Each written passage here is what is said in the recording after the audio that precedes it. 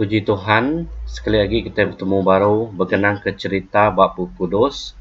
Ianya berkenang ke Hagar seduai Ismail. Bagi 16 ayat 1 untuk ngagai ayat ke-16. Ayat 3 terubah. Sarai, bini Abraham nadai anak. Tang ya bisi ulun siku, induk bangsa Egypt ti bernama Hagar. Ayat 3 kedua. Ko Sarai berjaku ngau Abram. Allah Ta'ala udah ngasuh aku punas. Tapan nuan engai nguji begulai ngau ulun aku nyak. Nyangka ukul ya tau beranak keganti aku. Ayat ketiga. Nyak alai Sarai lalu ngasuh ulun ya. Inu orang Egypt nyak jadi engau Abram. Utai tu nyadi lebuh Abram udah diau di menua kanan 10 tahun. Ayat keempat, udah Abram begulai ngau ya, dia Hagar lalu bertubuh bisi. Lebuh Hagar nemu diri bertubuh bisi, ia temegah benar hati lalu mejah Sarai. Ayat kelima, kok Sarai berjaku ngau Abram. Ia nya ari penyalah nuan kebuah Hagar mejah aku. Aku empu ti udah meri ulun diri ngagai nuan. Tang kenyau ari ya udah nemu diri bertubuh bisi, ya lalu mejah aku. Awak ke Tuhan ngelala, siapa kami doai tingena engau ti salah.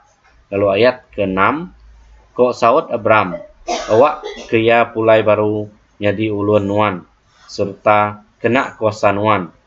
Barang kok nuan engau ya.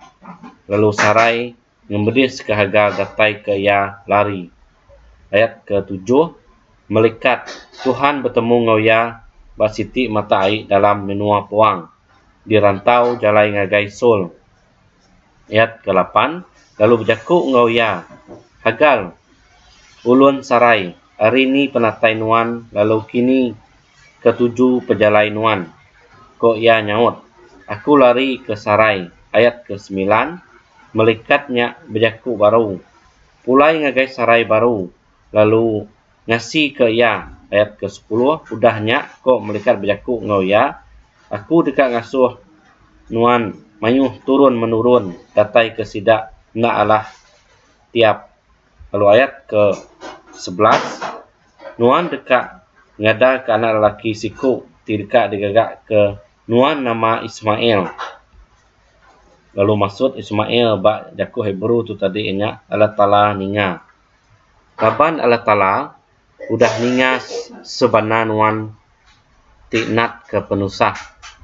Ayat ke-12, tang anak nuan nya dekat hidup baka keledai kampung. Ya dekat ngelaban genap iku orang, lalu genap iku orang dekat ngelaban ya. Ya dekat diau berselarak ngau suku juru ya. Ayat ke-13, Hagar meri nama tu ke Tuhan ti udah berjaku engau ya. Nuan Allah Ta'ala ti medak aku. Laban ko ya. Dia tu aku udah medak. Ya ti medak aku.